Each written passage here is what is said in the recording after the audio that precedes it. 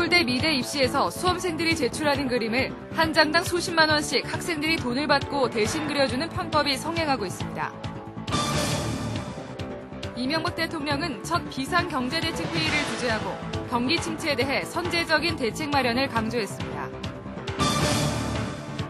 검찰이 인터넷 논객 미네르바를 허위사실 유포 혐의로 긴급 체포해 조사 중입니다.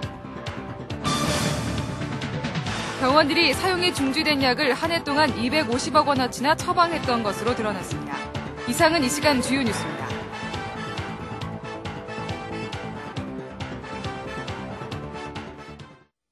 시청자 여러분 안녕하십니까?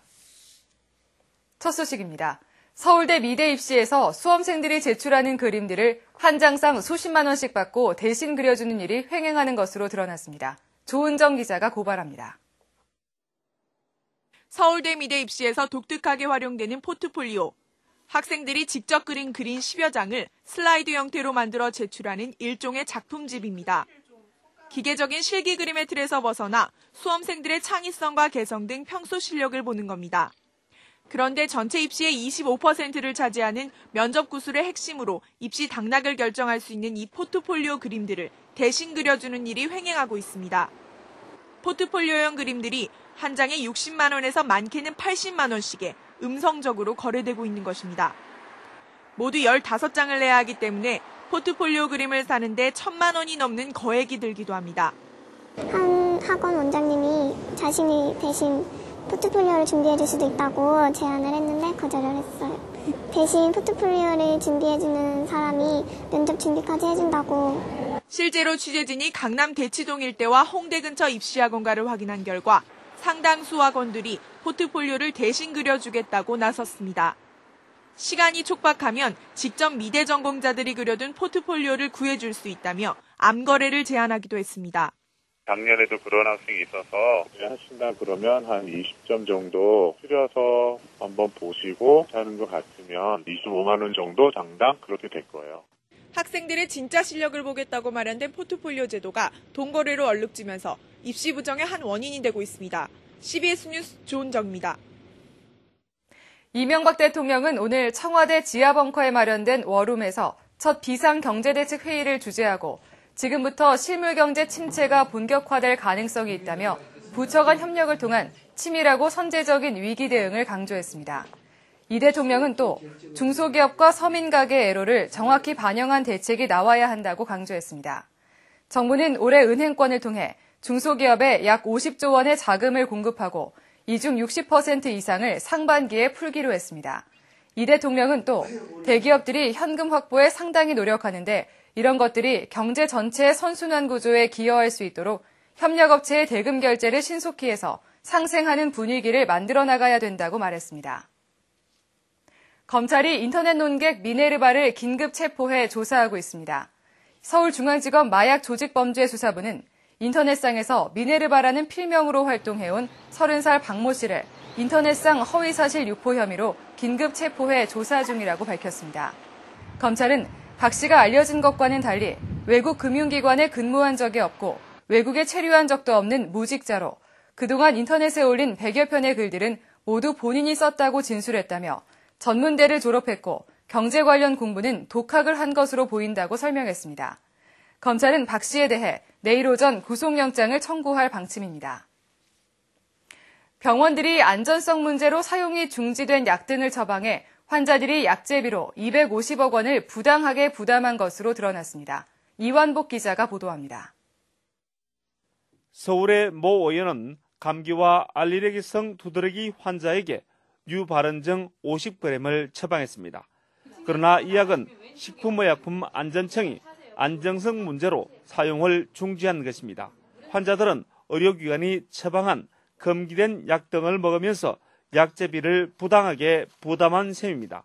건강보험심사평가원이 지난 2007년 원예 처방 약품 비용 6조 7천여 원을 분석한 결과 0.37%인 247억 원어치가 금기된 약품 등을 처방한 것으로 드러났습니다. 그러나 대한의사협회 측은 현실을 무시한 의견이라는 입장입니다.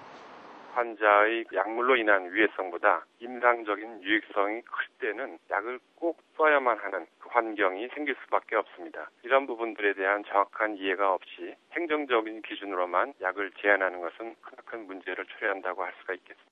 이런 가운데 국회는 지난해 8월 부적절한 과잉 처방에 따른 약 재배에 환수를 할 수 있도록 국민건강보험법 개정을 추진했으나 의견 차이로 표류하고 있습니다. CBS 뉴스 이완복입니다.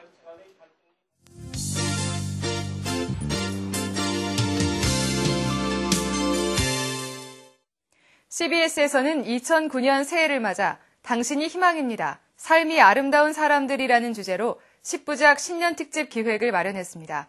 오늘은 네 번째 순서로 삭막한 동네 환경을 깨끗하고 정감 넘치는 동네로 바꿔나가는 동네 예술가들을 소개합니다. 김영태 기자입니다. 서울 마포구 망원동에 사는 젊은 미술인 40명으로 구성된 동네 예술가 모임이 텃밭마을 가꾸기에 나섰습니다. 이 일대 주변은 수년간 쌓인 쓰레기 더미와 잡초, 모기와 악취가 진동하는 방치된 곳이었습니다. 동네 예술가들은 이곳의 지저분한 환경을 정비하기 위해 주민 설득에 나섰지만 냉대를 감수해야 했습니다. 굉장히 지저분하고 관리가 안 되고 그리고 쓰레기가 많이 쌓이는 공간이었어요. 그래서 이제 동네에서도 약간 이 지역을 감추려고 했던 부분이 있었고 그런 계기로 해서 이제 저희가 여기를 이제 작업을 하게 된 건데요.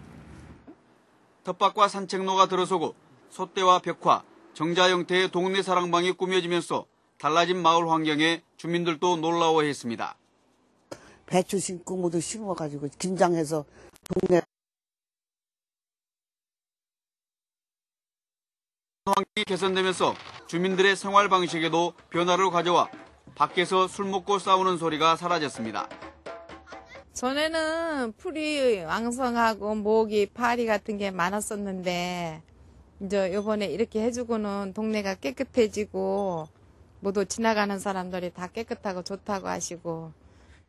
솥대 만들기에는 모든 주민들이 참여해 공부 잘하게 해주세요, 새해 술 조금만 드세요 등 자신들의 한 해 기원과 동네에 대한 기원까지 담았습니다. 이곳 텃밭마을은 동네 주민들이 예술가라는 희망을 보여주고 있습니다. CBS 뉴스 김영태입니다. 근현대사 교과서에 대한 정부의 수정 명령에 반발해 교과서 저자들이 제기한 가처분 소송이 기각되면서 역사 교과서 수정이 가능해졌습니다. 서울중앙지법 민사합의 50부는 한국 근현대사 교과서 저자들이 금성출판사를 상대로 낸 수정 금지 가처분 신청에서 저자들과 출판사의 약정에 근거한 교과서 수정이므로 저작권 침해라고 볼 수 없다고 결정했습니다. 재판부는 결정문에서 금성출판사와 교과서 저자들이 맺은 계약서에는 교육과학기술부의 수정 개편 지시가 있을 경우 출판사는 교과서를 수정한다는 약정이 있다고 밝혔습니다. 오는 3월에 문을 여는 로스쿨, 법학전문대학원 등록을 마감한 결과 지방에 위치한 로스쿨에 무더기 미등록 사태가 빚어졌습니다. 이는 대부분 미등록자들이 서울과 수도권 로스쿨에 이중 합격하면서 등록을 포기했기 때문으로 분석됩니다. 이에 따라 지방 중소규모 로스쿨은 합격생 연수의 이동에 따른 신입생 확보에 비상등이 켜졌습니다.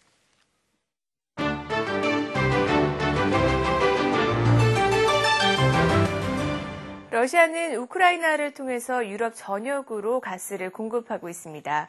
하지만 러시아가 가스를 전면적으로 중단하면서 유럽의 피해는 확산되고 있는데요. 사람들은 한파 속 난방이 끊기면서 추위에 떨고 있고 이 경제 위기 속 산업 활동이 더욱 위축되고 있습니다. 가스 대란을 받고 있는 유럽 대륙으로 한번 가봅니다. 러시아는 우크라이나를 통해서 유럽 전역으로 공급하던 가스를 전면적으로 중단하면서 유럽의 피해가 확산되고 있습니다. 루마니아에서는 국가 비상사태를 선포했고 유럽 여러 나라에서의 생산 활동이 큰 차질을 빚고 있습니다.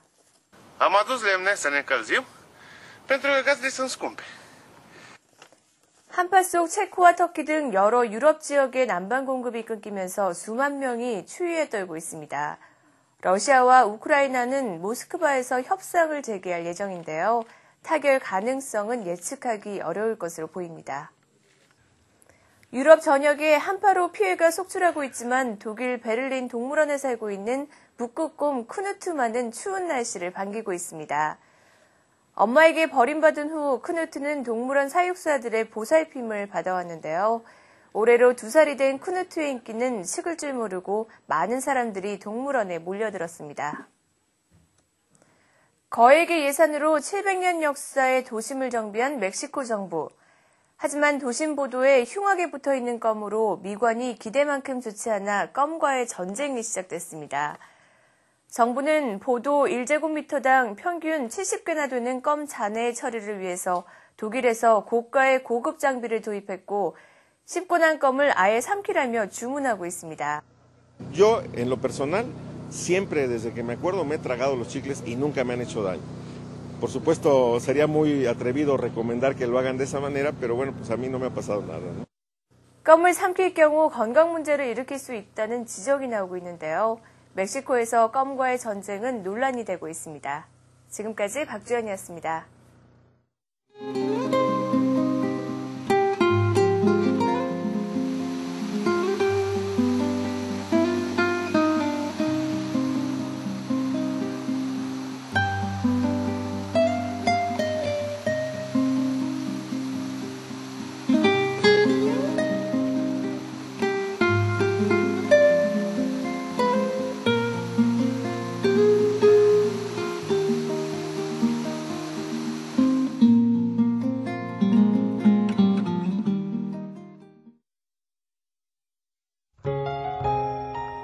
날씨입니다. 내일은 찬 대륙고기압의 영향을 점차받아 강원도 영동지방은 가끔 구름 많고 한때 비 또는 눈이 오는 곳이 있겠습니다. 전라남북도와 제주도 지방은 구름 많고 그 밖의 지방은 대체로 맑겠습니다. 아침 최저기온은 영하 11도에서 영상 1도로 오늘과 비슷하겠으나 낮 최고기온은 영하 2도에서 영상 8도로 오늘보다 낮겠습니다. 서울의 현재 기온은 0.2도입니다. 이상으로 CBS 뉴스를 마칩니다. 고맙습니다.